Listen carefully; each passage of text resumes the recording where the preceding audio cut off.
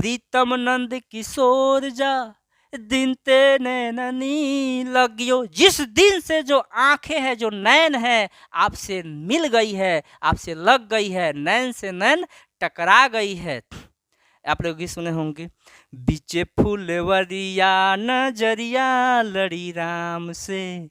राम और सीता की जो नज़र है फुलवारी में जिस तरह लड़ी थी और वे एक दूसरे से एक टक होकर देखते रह गए थे, उसी तरह रसखान की जो आंखें हैं वे कृष्ण की आंखों से लग गई है, टकरा गई है। तो प्यारे बच्चों, मैं आप लोगों को जैसे पिछले वीडियो में पदखंड के बारे में बताया था, तो ये पदखंड में जो रसखान कवि है उनकी कविता जो है प्रेम आईनी श्री राधिका, इसका भी बहुत ही महत्वपूर्ण स्थान है और परीक्षा में काफ़ी प्रश्न इस पाठ से पूछे जाते हैं। लेकिन समस्या यह है कि इस कविता को समझने में थोड़ी सी बच्चों को समस्या होती है, जिसका निराकरण मैं आप लोगों के सामने करने का कोशिश कर रहा हूँ। तो इस कविता को भली भांति समझने के लिए आप इस वीडियो को पूरे अंत तक देखिएगा। अगर इस कविता को जीवन में आप कभी भूल जाएं तो मेरे नाम पर कुत्ता पाल लीजिएगा, मैं इतना गारंटी के साथ मैं आपको बता रहा हूं। तो यह जो कविता है, मैं ज़्यादा समझाने का बच्चों को कोशिश करता हूं, वीडियो थोड़ा सा लंबी हो जाती है तो हमको ही समस्या हो जाती है बाद में किसको कहां से काटे। तो कहने का मतलब है कि प्रेम आईनी श्री राधिका रसखान के द्वारा रचित यह जो कविता है बहुत ही महत्वपूर्ण कविता है प्यारे बच्चों, और इस कविता से आपकी परीक्षा में काफ़ी सारे प्रश्न पूछे जाते हैं। तो अगर आप भक्त हैं श्री कृष्ण के, अगर आप परीक्षा में ज़्यादा नंबर भी लाना चाहते हैं तो दोनों आम के आम और गुठलियों के दाम वाली कहावत चरितार्थ यहाँ पर होती है। तो प्यारे बच्चों, ये जो कविता है इसके जो लेखक है, कवि हैं, वे रसखान हैं। रसखान देखिए, ये मुसलमान हैं लेकिन कृष्ण के अनन्य भक्त है। तो रसखान के जीवन के संबंध में अगर इनके बारे में देखा जाए तो रसखान का परिचय यही है कि उनके जीवन के संबंध में ज़्यादा सूचनाएं प्राप्त नहीं होती है, परंतु इनका जो एक ग्रंथ है जिसका नाम है प्रेम वाटिका, तो एक तरह से आप देख सकते हैं कि ये जो आजकल के जो निब्बा निब्बी का जो प्रेम है, इस प्रेम से काफ़ी अलग था। और क्या प्रेम करते थे रसखान कृष्ण से, तो ये प्रेम वाटिका, प्रेम की वाटिका, ये जो रसखान जी हैं इनका एक ग्रंथ है जिसका नाम है प्रेम वाटिका, उसको 1610 ईस्वी में उन्होंने लिखा था। तो बच्चों, आप लोगों को जरूर याद रखना चाहिए कि प्रेम वाटिका को कब लिखा गया, ऑब्जेक्टिव के लिए तैयार हो जाएगा तो 1610 ईस्वी में। इसमें क्या संकेत मिलता है कि ये दिल्ली के पठान राजवंश में उत्पन्न हुए थे, ये किसी छोटे मोटे घराने के नहीं थे। ये पठान राजवंश जो दिल्ली पर शासन करता था प्यारे बच्चों, वहाँ ये उत्पन्न हुए थे, यानी कि राजाओं के कुल से थे। ये पठान राजवंश में इनका जन्म हुआ था वहां पर। लेकिन इनका जो रचना काल है उस समय दिल्ली का शासक कौन था? जहांगीर था। तो उसके शासन काल में इन्होंने अपने रचनाओं को लिखा। दिल्ली पर मुगलों से पहले पठानों का शासन होता था, लेकिन पठान जब वहाँ से मुगल आक्रमण किए, पठान भाग गए, तो ये बेचारे भी वहाँ से भाग खड़े हुए और ब्रज भूमि में आकर बस गए। मथुरा के ब्रज भूमि में आकर बस गए और कृष्ण की भक्ति करने लगे। खान जो थे इनको पुष्टि मार्ग की दीक्षा किसने दिया था? तो स्वामी विट्ठलनाथ ने दिया था। इसको याद रखिएगा, गोस्वामी विट्ठलनाथ ने इन्हें पुष्टि मार्ग में शिक्षा दी थी। और प्रेम वाटिका में इनके दो ग्रंथ है, कौन कौन? प्रेम वाटिका और सुजान रसखान। कौन कौन है? प्रेम वाटिका और सुजान रसखान। तो प्रेम वाटिका में ये प्रेम निरूपण संबंधी रचनाओं को लिखे हैं। प्रेम निरूपण संबंधी रचनाओं को किसमें लिखे हैं? प्रेम वाटिकाओं में लिखे हैं। ध्यान दीजिए, आपका मोबाइल ही आपका पुस्तक है, और इस तरह से अगर ध्यान लगाकर अगर आप पढ़ लेते हैं, ध्यान से अगर आप पढ़ते हैं, तो आपको ज़्यादा से ज़्यादा नंबर बोर्ड एग्जाम में प्राप्त होंगे। तो प्रेम निरूपण संबंधी रचनाएं किस पुस्तक में है रसखान के? ऑब्जेक्टिव चलिए एक और क्लियर कराते हैं आपका, तो प्रेम वाटिका में है। और सुजान रसखान में कृष्ण की भक्ति संबंधी रचनाएं उन्होंने लिखी हैं। तो इन्होंने कृष्ण का लीला गान खास तौर पर किया है। कृष्ण का लीला गान खास तौर पर इन्होंने किया है किस पुस्तक में? तो सुजान रस खान में, और इन्होंने उसको पद में नहीं गाया है, किस चीज़ में गाया है, तो सवैयों में गाया है उन्होंने, और रस खान सवैया छंद में सिद्ध थे। तो इनकी रचनाएं जो थी उत्तम कोटि की होती थी, और मैं आपको जैसे बता रहा हूं कि कोई हिंदू उतना कृष्ण से प्रेम नहीं कर सकता है जितना इन्होंने कृष्ण से प्रेम किया। और इससे प्रसन्न होकर भारतेंदु हरिश्चंद्र ने क्या कहा था कि इन मुसलमान हरिजनन पे कोटिन हिंदू वारिये, अर्थात ये मुसलमान होके यह जो मुसलमान है ना, जिनको कहा जाता है कि ये हिंदुओं से और हिंदुओं के ग्रंथों से घृणा करते हैं, इनके देवी देवताओं से मूर्ति पूजा का विरोध भी करते हैं, देवी देवताओं से भी घृणा करते हैं, तो इस हरि के जन यानी ये भगवान का जो भक्त है एक मुसलमान है, इस पर मैं करोड़ों हिंदू को नौछावर कर सकता हूँ। यह किसने कहा था, तो भारतेंदु हरिश्चंद्र ने कहा था। और ये जो इनकी कविता है आप जब सुनिएगा तो आप भी मंत्र मुग्ध हो जाइएगा। और मैं जैसा कि आपको बताते चलता हूँ कि कभी भी जो कविता होती है उसको पढ़ना सीखिए आप लोग। अधिकांश बच्चों को पढ़ने नहीं आता है, हर एक कविता का कोई ना कोई धुन होता है, तो आपको मैं एक बार उसका धुन समझा दे रहा हूँ ताकि आपको पढ़ने में कोई परेशानी नहीं होगी। अब उसका फिर से मैं व्याख्या भी कर दूंगा। तो आप लोग अपने मतलब जितना मैं कवि परिचय बताया हूँ, जो इम्पोर्टेंट चीज़ है उसको आप उसको आप कॉपी में नोट कर सकते हैं, आपके एग्ज़ाम में काम में आएंगे। और फिर अब आप मेरे साथ दोहराइएगा इसको जो मैं एक नया धुन पर तैयार किया हूँ कैसे है। तो आप लोग इसका जो धुन है बच्चों वह हर एक गीत से सुंदर धुन है, तो आप लोग उसको खूब बढ़िया से याद करने का प्रयास कीजिएगा। तो इसका धुन इस प्रकार है।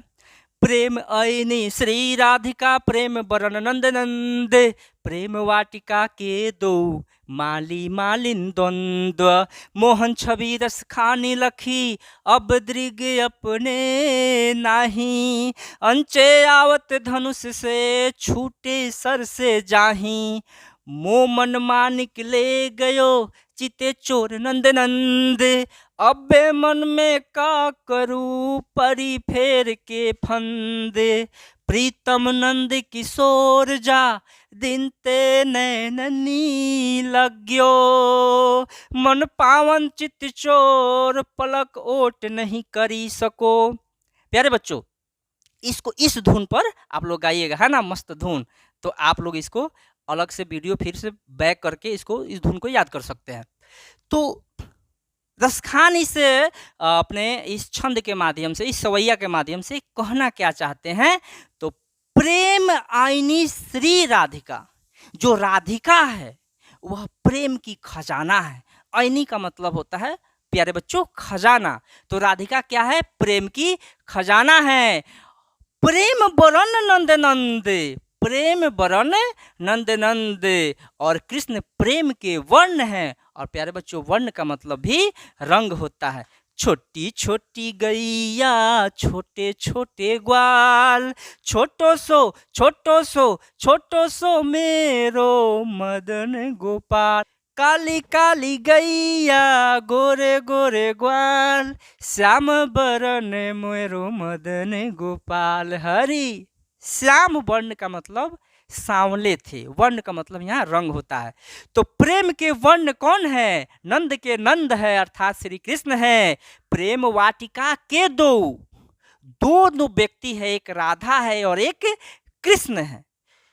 एक प्रेम की खजाना है और एक प्रेम के रंग है, और दोनों के दोनों प्रेम की जो वाटिका होती है, जो बगीचा होता है, फुलवारी होती है, उसके माली और मालिन है। तो आपके एग्जाम में यह बहुत ही महत्वपूर्ण क्वेश्चन होता है कि प्रेम वाटिका कवि ने किसको माली और मालिन कहा है, तो राधा और कृष्ण को माली और मालिन कहा है। तो आगे क्या कहते हैं, मोहन छवि रस खानी लखी, मोहन की जो छवि है, जो मोहन का जो चित्र है वे रसखान को लख गया है अर्थात भाग गया है।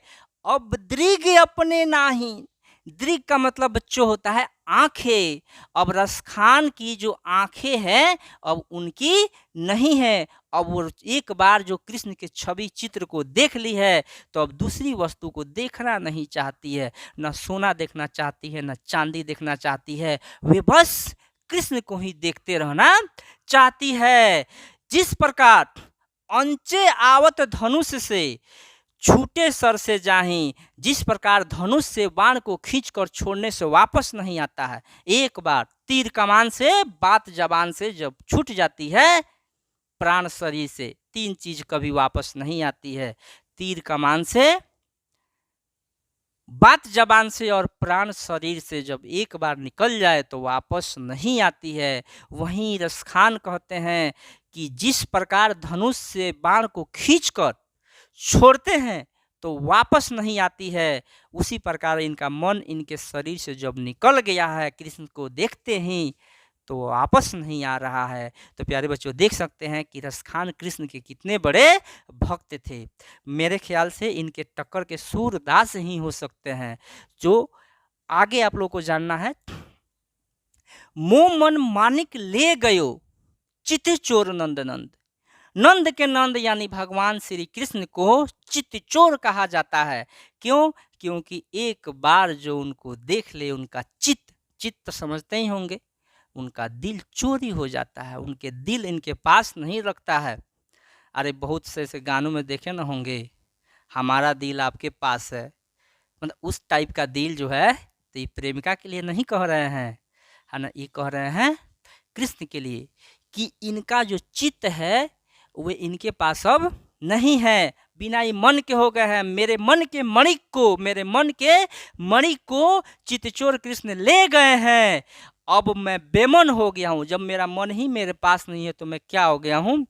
बेमन हो गया हूँ और फेर के फंद में उलझ गया हूँ। मैं बहुत उलझन में फंस गया हूँ। एक बार कृष्ण को जो देख लेता है, कृष्ण वैसे ही है, एक बार उनको देखने के बाद प्यारे बच्चों चित्त यानी दिल अपने पास नहीं रखता है।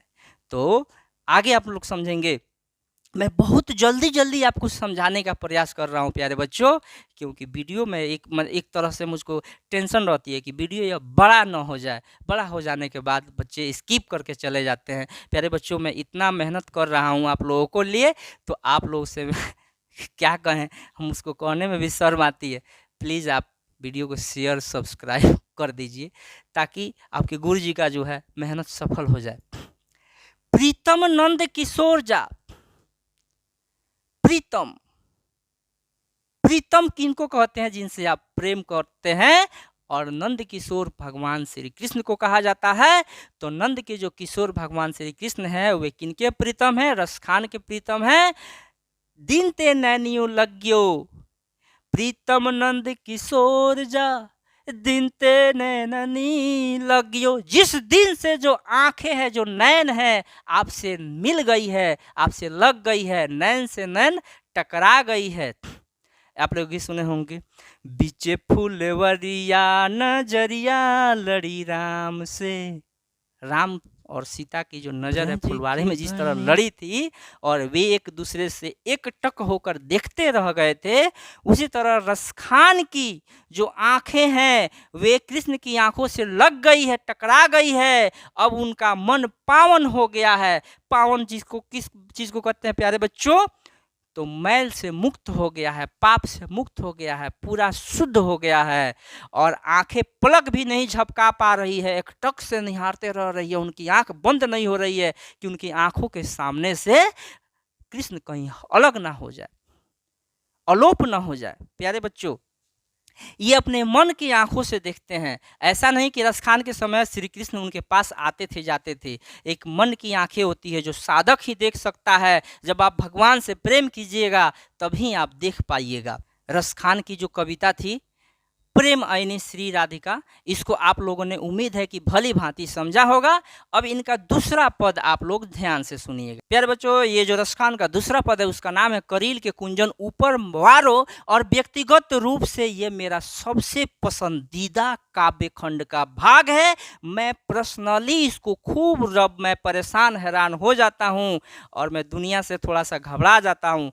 तो इस कविता को मैं खुद पर्सनली पढ़ता हूँ। आप पढ़ते हैं क्योंकि आपको परीक्षा में नंबर चाहिए, लेकिन भगवान की भक्ति करने के लिए भी इस कविता को पढ़ सकते हैं। यह आम आदमी भी पढ़ सकता है जिसको एग्जाम नहीं देना है। आप तो भाग्यशाली है कि ऐसी कविता रस खान की आपको पढ़ने का मौका मिल रहा है। तो प्यारे बच्चे, इसको भी मैं स्पेशल धुन पर तैयार किया हूँ, जो धुन आपको पूरे बिहार में गारंटी है, चैलेंज है, कहीं नहीं देखने को मिलेगा, ना सुनने को मिलेगा। आप इस वीडियो के माध्यम से देख सकते हैं और आप भक्त के साथ साथ अच्छे छात्र बनकर इस कविता से नंबर भी उठा सकते हैं। तो यह जो कविता है आप लोग को इस धुन पर पढ़ना है प्यारे बच्चों। जिसको पढ़ने नहीं आता है उसको अर्थ समझ में नहीं आता है, ना ही वह कविता उसको याद होती है। जिसको अर्थ समझ में नहीं आता है उससे परीक्षा में नंबर की उम्मीद ही क्या की जा सकती है। या लकुटी अरु कामरिया पर राजती हूँ पुर की तजडारो, राजती हूँ पुर की तजडारो, आठहूँ सीधी नवनिधि को सुख, आठहूँ सीधी नवनिधि को सुख, नंद की गाय चराई बिसारो, नंद की गाय चराई बिसारो, रस खानी कबो इन आखिन सो, ब्रज के बने बाग तड़ाग निहारो, ब्रज के बने बाग तड़ाग निहारो, कौटिक रोकल धौत के धाम, करिल के कुंजन ऊपर वारो, करिल के कुंजन ऊपर वारो,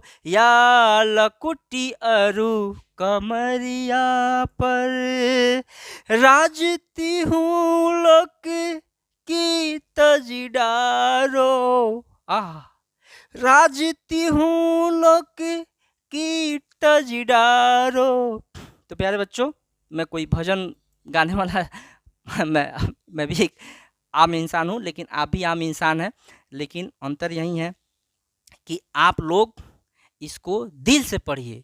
जब दिल से पढ़िएगा ना तो कभी भूलिएगा नहीं, और जब नहीं भूलिएगा तो नंबर क्यों नहीं आएगा। तो इसमें आप समझिएगा कि रसखान कहना क्या चाहते हैं। आपको तो पता है रसखान ब्रज में आके बस गए थे, और ब्रज जहाँ पर कृष्ण खेले थे, कूदे थे, उनको बहुत ही अच्छा लगा, और इसलिए वे कहते हैं या लकुटी अरु कमरिया पर।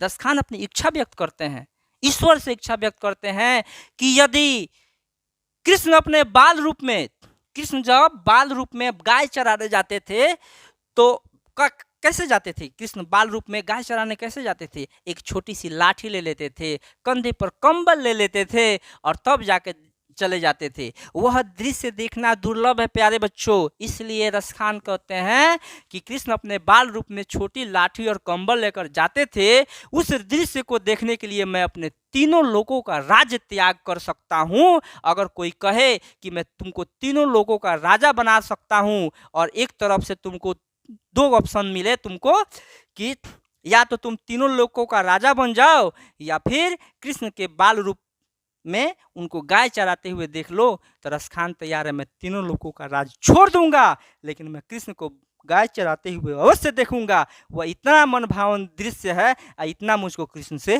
प्रेम है कि मैं ठोकर मार सकता हूँ तीनों लोगों के राज्यों को। आगे कहते हैं आठहूँ सीधी नौ निधि को सुख। बच्चों, ज्ञान है, जो परम ज्ञानी होते हैं, विद्वान होते हैं, वे भी अष्ट सिद्धि और नौ निधि का ज्ञान नहीं जानते। हाँ, बजरंगबली जानते हैं, तो प्रेम से बोलिए बजरंगबली की जय। तो आठों सिद्धि और नौ निधि जो है, नौ निधि और आठ सिद्धि है, उसका जो ज्ञान है, उस ज्ञान को मैं त्याग कर सकता हूँ, भूल सकता हूँ। अगर कोई मुझको अगर इतना ज्ञान रहे, अष्ट सिद्धि और नौ निधि का जो ज्ञान मेरे पास अगर रहे, और कोई कहे कि मैं आपको एक बार भगवान श्री कृष्ण के बाल रूप में गाय चराते हुए दिखला दे रहा हूँ, तो ज्ञान मुझको छोड़ दीजिए, आप भूल जाइए, तो मैं वो भी त्याग करने के लिए तैयार हूँ, मैं भूल जाऊँगा। रस खानी कब इन आँखों सो। रसखान कहते हैं कि मैं ब्रज के बाग बगीचे को, ब्रज के वन बाग तड़ाग निहारो, वन बाग का मतलब बाग बगीचे, तड़ाग का मतलब तालाब होता है प्यारे बच्चों। तो यही कहते हैं कि ये जो ब्रज के जो तालाब है, जो वन बाग है, मैं उससे इतना निकट हूँ, बहुत निकट हूँ, इसलिए मैं उनको निहारते रहता हूँ, मुझको बहुत अच्छा लगता है। आज भी बहुत एक से एक साधु, मत ऐसे मत समझिए कि गरीब लोग ही जाते हैं ब्रज के क्षेत्र में, एक से एक करोड़पति लोग पुराने समय में भी और आज के समय में भी जाके वहाँ पर बस गए हैं। ऐसे मांग उंग के, भीख उख मांग उंग के खाते हैं, लेकिन उस जगह को नहीं छोड़ते हैं, क्योंकि उन जगह में कृष्ण की यादें जुड़ी हुई है। तो कहते हैं कि ब्रज के बाग बगीचों में मैं जो देख रहा हूँ, मुझको अपने कृष्ण को महसूस कर रहा हूँ। कौटिक रो कलधौत के धाम, प्यारे बच्चों, रसखान कहते हैं कि ये जो उजड़ा चमन है, जो ब्रज के वन बाग है, अब तो कृष्ण के जमाने जितना हरियाली नहीं रहा, लेकिन यह जो उजड़ा हुआ बाग है ना, जो झाड़ी है ना, ये आप लोग समझिएगा कि कलधौत का मतलब होता है भग इंद्र, और इंद्र लोक समझते हैं ना, सबसे अच्छा लोक माना जाता है, क्योंकि वहाँ किसी को दुख नहीं है, स्वर्ग जहाँ है। तो ये कहते हैं इंद्र लोक भी अगर मुझको करोड़ों मिलता है तो मैं उसको ठोकर मार दूंगा, लेकिन मैं ये जो कटीले जो झाड़ियाँ हैं, कहाँ पर कटीले झाड़ियाँ है, तो ब्रज के जो भूमि में कटीली झाड़ियाँ है, उसके ऊपर मैं न्यौछावर कर दूंगा, न्यौछावर कर दूंगा। क्यों न्यौछावर कर दूंगा? क्योंकि मुझको इंद्र का लोक नहीं चाहिए, मुझको वह कटीली झाड़ियों वाला वह जगह देखना है, क्योंकि भगवान श्री कृष्ण वहाँ पर रहे थे, अपना बाल्यकाल बिताए थे। तो इस तरह से प्यारे बच्चों इसका अर्थ समाप्त हुआ। तो उम्मीद करता हूँ कि आप लोग जो है इस कविता का अर्थ भली भांति समझ चुके होंगे। अगर आप पूरा वीडियो देख चुके होंगे तो मुझे गारंटी देता हूँ कि कभी इसको आप भूल नहीं पाइएगा। सो धन्यवाद। आप लोग प्लीज़ वीडियो को शेयर, सब्सक्राइब, लाइक वगैरह कर दीजिए। मेहनत लगती है प्यारे बच्चों।